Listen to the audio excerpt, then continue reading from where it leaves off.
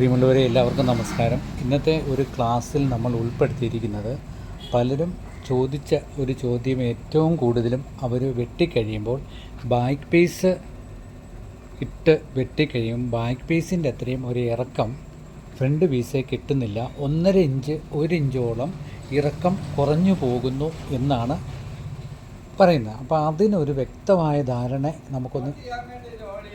അതിനൊരു വ്യക്തമായ ധാരണയും ഇത് എങ്ങനെയാണ് ഇതിൻ്റെ ഫ്രണ്ട് പീസിലുള്ള കണക്ക് നമ്മൾ ബാക്ക് പീസ് അവർ കറക്റ്റായിട്ട് വെട്ടുന്നുണ്ട്. അതിട്ട് ഫ്രണ്ട് പീസ് വെട്ടുമ്പോൾ നമ്മുടെ മെയിൻ ടക്കിൻ്റെ വിത്ത് എങ്ങനെയാണ് കണ്ടുപിടിക്കുന്നത്, അളവ് ബ്ലൗസ് ഉണ്ടെങ്കിൽ നമ്മളത് എങ്ങനെ നോക്കണം, അതിൻ്റെ ഒരു നീളം എത്രത്തോളമാണ്, ഇങ്ങനെയുള്ള പല കാര്യങ്ങളും ഇവർ ചോദിച്ചിട്ടുണ്ട്.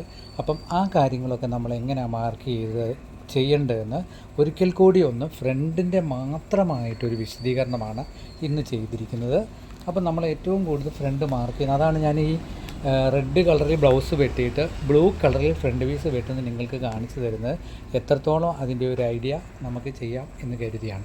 അപ്പോൾ എപ്പോഴും നമ്മൾ മനസ്സിലാക്കേണ്ടത്, ബാക്ക് പീസ് ഇട്ട് വെട്ടുമ്പോൾ നമ്മൾ എപ്പോഴും 1.5 ഇഞ്ച് ഇവിടെ നിന്നാണ് മാർക്ക് ചെയ്യേണ്ടത്. ഏത് ഈ തയ്യൽ തുമ്പിൽ നിന്നുമാണ് നമ്മൾ 1.5 ഇഞ്ച് മാർക്ക് ചെയ്യേണ്ടത്. ഇപ്പം നിങ്ങൾ 36 ഇഞ്ച് വീതിയിലുള്ള തുണിയിലാണ് ഇത് ചെയ്യുന്നതെങ്കിൽ എപ്പോഴും ശ്രദ്ധിക്കേണ്ടത് ഈ ഒരു ബാക്ക് പീസിൽ ഈ തുമ്പിൽ നിന്ന് വേണം നമ്മൾ 1.5 ഇഞ്ച് മാർക്ക് ചെയ്യാൻ. അതിങ്ങനെ മാർക്ക് ചെയ്തിട്ട് ഇങ്ങനെ സ്കെയിലിൽ മാർക്ക് ചെയ്യും. എപ്പോഴും ആ ഒരു ഭാഗം ഓർത്തോണം, ഈ തുമ്പിൽ നിന്ന് 1.5 ഇഞ്ച്. അപ്പം ഒരു കാരണവശാലും നമുക്ക് ഇറക്കം കുറയില്ല. പിന്നെ നമ്മൾ കൊടുക്കുന്നത് ഇവിടെ നമ്മൾ 4 ഇഞ്ച് കൊടുക്കും. 4 ഇഞ്ച് കൊടുത്തിട്ട് എപ്പോഴും നിങ്ങളിതുണ്ട് ഇതുപോലെ സ്ട്രെയിറ്റ് വയ്ക്കണം. ഈ 4 ഇഞ്ച് നമ്മൾ കൊടുക്കാതെ ഫ്രണ്ട് വെട്ടിയാൽ നമ്മുടെ ഇവിടുത്തെ വണ്ണത്തെ ശരിക്കും അത് ബാധിക്കും. അതുകൊണ്ട് പ്രത്യേകം ഓർത്തോണം, ഈ 4 ഇഞ്ച് കൊടുക്കുന്ന 2 പ്രധാന കാര്യം, നമ്മൾ ഇങ്ങോട്ട് കയറ്റി പിടിച്ചാൽ ഫ്രണ്ട് ടൈറ്റായി പോവും. രണ്ടാമത്, നമ്മൾ ബാക്ക് പീസിന് നമ്മൾ കൊടുത്തിരിക്കുന്ന നെക്കിൻ്റെ വൈഡ് എന്ന് പറയുന്നത് 2.25 2.25.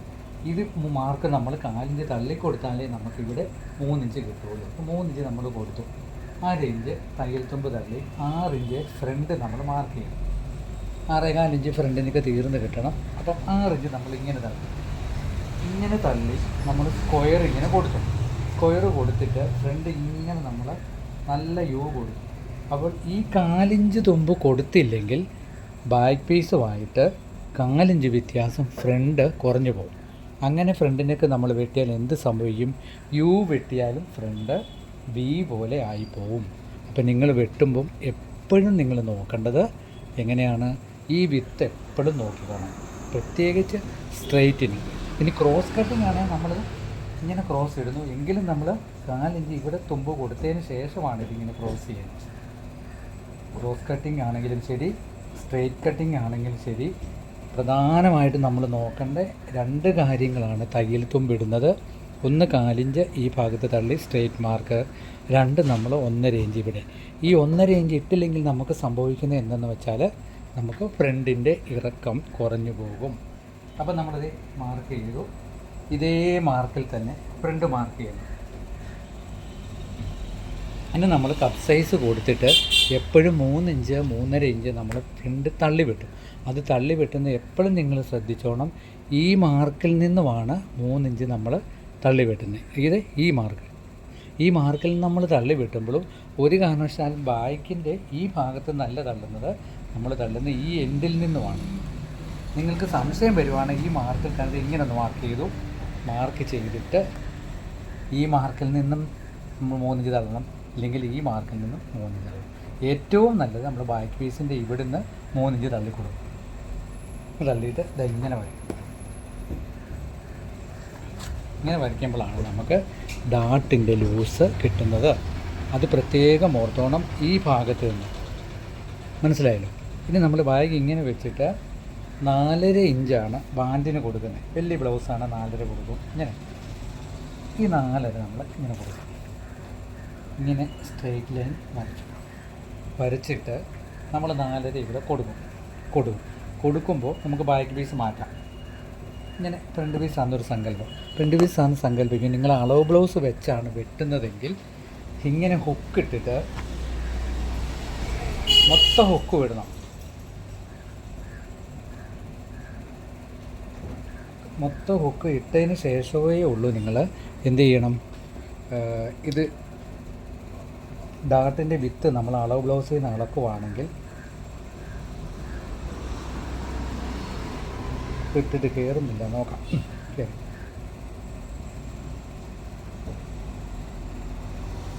ഇത് ടൈറ്റാകുമ്പോൾ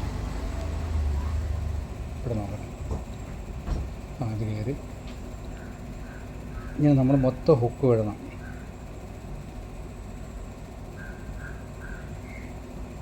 ഇട്ടിട്ട് ഇങ്ങനെ ബ്ലൗസിന് വേണം. ഇട്ട് ഈ ഡാർട്ടിങ്ങനെ പൊക്കിയിട്ടതിന് ശേഷം നമുക്കിത് ഇങ്ങനെ വലിച്ച് നോക്കാം എത്ര വന്നു ഡാർട്ടിൻ്റെ വിത്ത്. മനസ്സിലായോ? ഇങ്ങനെ നമുക്ക് ഈ ഫ്രണ്ട് പീസിൻ്റെ മെയിൻ ഡാർട്ട് അടിച്ചെടുത്ത് നോക്കി ഈ ഡാർട്ടിൻ്റെ ബ്ലൗസിൻ്റെ വിത്ത് എവിടം പോലെ വന്നു കണ്ടു. അപ്പോൾ കറക്റ്റ് നമുക്ക് ഇതിൻ്റെ തീർന്ന് 4 ഇഞ്ച് കിട്ടിയിട്ടുണ്ട്. അപ്പോൾ കറക്റ്റ് അറിയാലോ. അപ്പോൾ നമ്മളെങ്ങനെയാണ് ഇതുണ്ട് ഈ 2.25 ഇവിടുന്ന് കാര്യം തള്ളിയിട്ട് 2.25 ഇഞ്ച് ഇവിടെ തള്ളുമ്പോൾ നമുക്ക് കറക്റ്റ് അറിയാം ഈ ഭാഗത്ത് നമ്മൾ 10 ഇഞ്ച് മാർക്ക് ചെയ്തു, 1/2 ഇഞ്ച് ഇവിടെ തള്ളി, പിന്നെ ടേപ്പും വെച്ചിട്ട് ഇനി നമ്മളിവിടെ 10 ഇഞ്ച് മാർക്ക് ചെയ്തു. 10 ഇഞ്ച് മാർക്ക് ചെയ്തിട്ട് കറക്റ്റ് നമ്മളിതുണ്ട് ഇങ്ങനെ മാർക്ക് കൊടുത്ത് ഈ ഹുക്ക് ഈ പടി കൊടുക്കുമ്പോൾ കറക്റ്റ് ആ അളവ് ബ്ലൗസിൻ്റെ തന്നെ നമുക്ക് എന്ത് വന്നു ഡാർട്ടിൻ്റെ വിത്ത് കിട്ടും. എന്നിട്ട് എപ്പോഴും വെട്ടുമ്പോൾ നിങ്ങൾ ഈ ഡാർട്ടിൽ നിന്ന് ഇതുണ്ട് ഇങ്ങനെ താഴെ വരെ വര കൊടുക്കണം.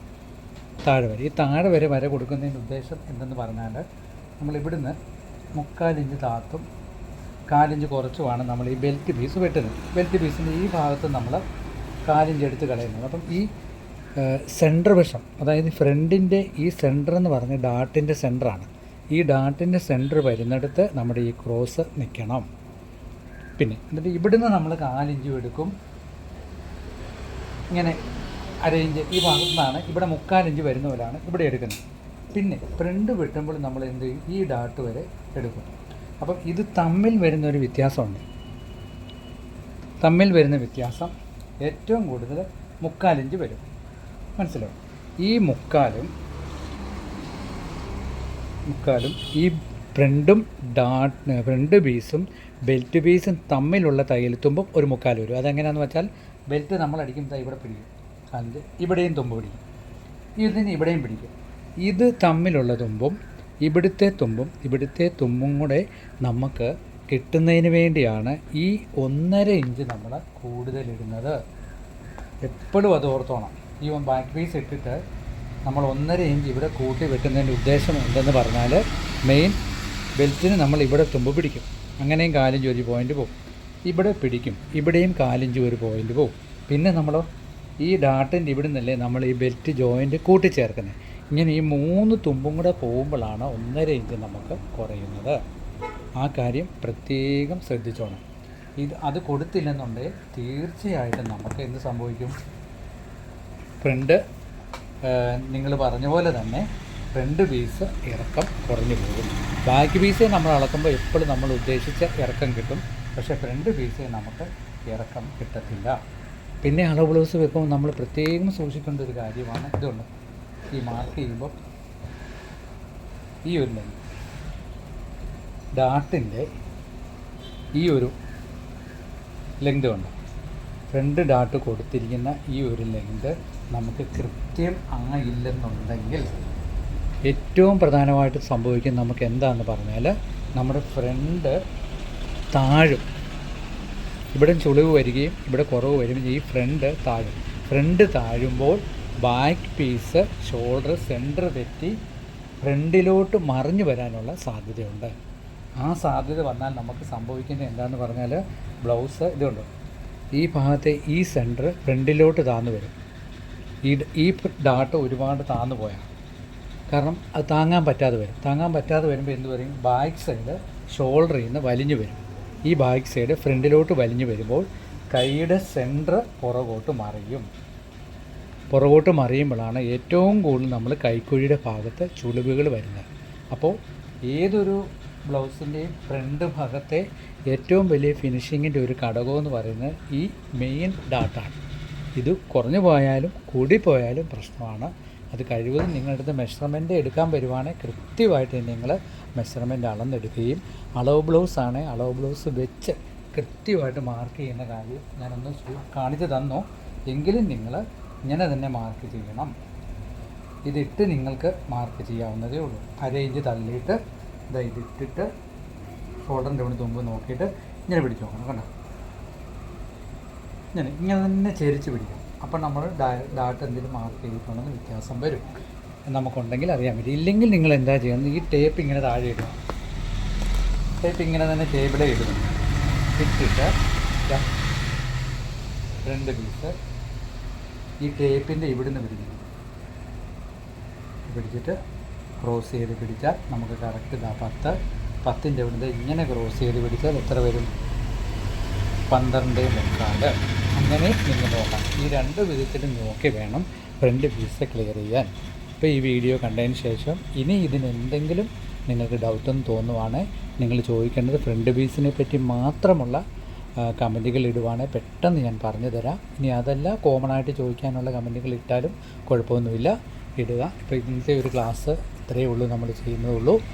അതുകൊണ്ട് എല്ലാവരും വീഡിയോ കാണുകയും ഇതിന് മറ്റേ മാറ്റങ്ങളൊക്കെ വരുത്തുകയും പ്രധാനപ്പെട്ട കാര്യങ്ങൾ ബുക്കിൽ കുറിച്ച് വെക്കുകയും ചെയ്യുക. എല്ലാവർക്കും ഈശ്വരൻ്റെ അനുഗ്രഹം ഉണ്ടാകട്ടെ എന്ന് നിറഞ്ഞ മനസ്സോടുകൂടി പ്രാർത്ഥിച്ചുകൊണ്ട് നിർത്തുന്നു. നന്ദി, നമസ്കാരം. Thank you.